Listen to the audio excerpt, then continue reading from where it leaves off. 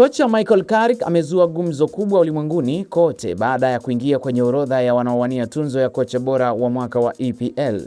Hatua hii imekuja kama mshtuko mkubwa, kwani Carrick alichukua mikoba ya kuinua Manchester United mwezi Januari mwaka huu, huku akiwa ameiongoza timu hiyo katika mechi 15 pekee za ligi kuu msimu huu. Kabla ya kuwasili kwake, Manchester United walikuwa wakipitia kipindi kigumu cha kupoteza mwelekeo na kuporomoka kimfumo.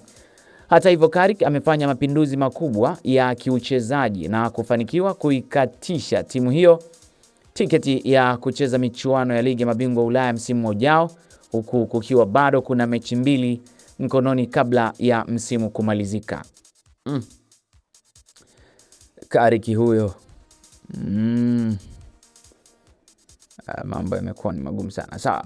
Tukitazama habari nyingine, orodha ya wachezaji wanaowania tunzo ya mchezaji bora wa mwaka wa EPL msimu wa 2025-26 umetangazwa rasmi, ukijumuisha nyota kama Bruno Fernandes, Gabriel Magalhaes, Morgan Gibbs-White, Erling Haaland, David Raya, Declan Rice, Anthony Semenyo na Igor Thiago.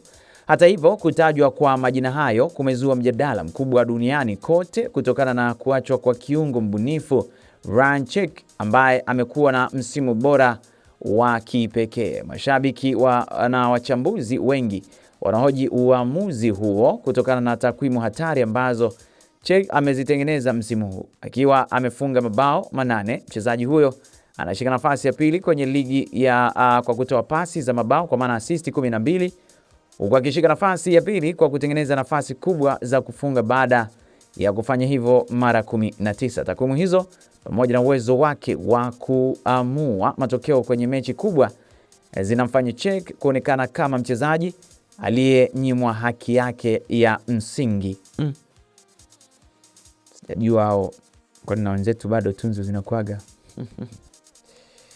na mashaka. Haya, sawa. Sawa, tukielekea kunako klabu ya Real Madrid, tunaambiwa rais wa Real Madrid Florentino Perez amethibitisha kuwa klabu hiyo itafanya usajili mkubwa katika majira ya kiangazi. Perez amesisitiza kuwa kila mchezaji mzuri anayepatikana atamfuata ili kuendeleza utawala wa klabu hiyo duniani. Katika kuboresha kikosi cha Madrid, safu ya ulinzi inahusishwa na mabeki Christian Romero wa Tottenham na Nico, lakini pia kutoka pale Dortmund, huku kipa David Raya wa Arsenal akitazamiwa kuleta ushindani kwa Thibaut Courtois. Eneo la kiungo linamnyatia Nico Paz anayechezea Como kwa euro milioni 9, Martin Zubimendi wa Arsenal na Alex McAllister anayekipigia pale Liverpool. Lakini kwenye ushambuliaji, Erling Haaland wa Manchester City anabaki kuwa ndoto kuu ya Perez. Kazi kweli.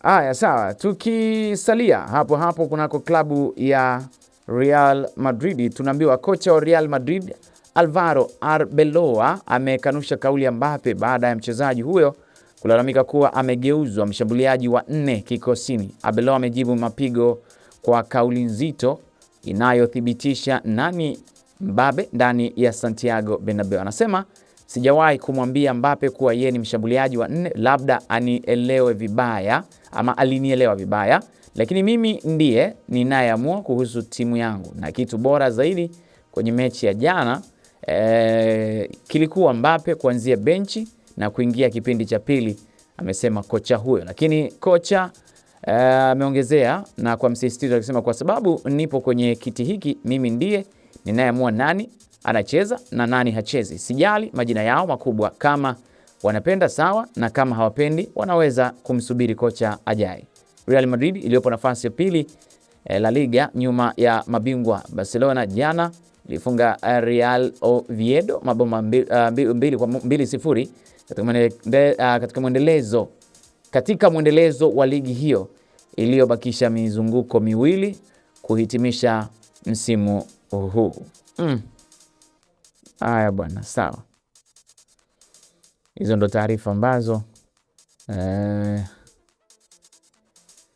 zimeweza kuchukua vichwa vya habari vikubwa leo. Bana, taarifa nyingine inasema wafanyakazi wa klabu ya Arsenal wamekumbwa na hasira baada ya kutozwa kiasi cha pound 859 sawa na shilingi milioni 2 za Kitanzania kwa ajili ya kusafiri kwenda jijini Budapest kushuhudia fainali ya ligi ya mabingwa Ulaya itakayochezwa Mei 30 mwaka huu dhidi ya Paris Saint-Germain.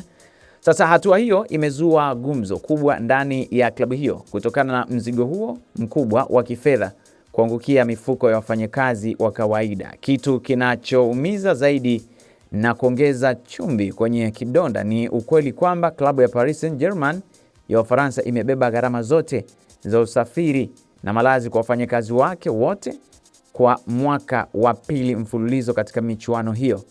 Sasa tofauti hii ya jinsi klabu hizi mbili kubwa zinavyowajali wafanyakazi wake imezua mjadala kuhusu utamaduni na thamani ya wafanyakazi katika soka la kisasa. Mimi natamatisha tetesi za soka. Asante na kwaheri.